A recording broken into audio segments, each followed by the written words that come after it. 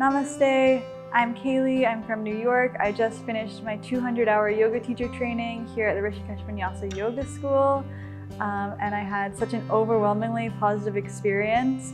It was one of the most magical months, full of yoga, made me so happy. My courses were incredible. There wasn't a single course that I didn't like, even ones that maybe intimidated me from the beginning, like pranayama and meditation. I was looking forward to those every day.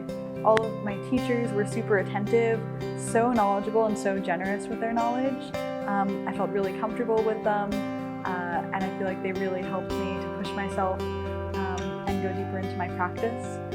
We had some fun excursions.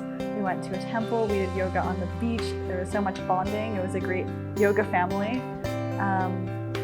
And I didn't want it to end. And I'm excited to one day come back.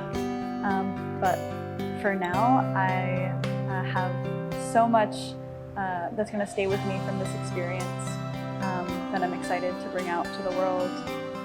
Rishikesh also was a magical city to be practicing yoga, where you could just feel the vibrations and the spirituality from the Ganga and from the mountains. And I'm very, very happy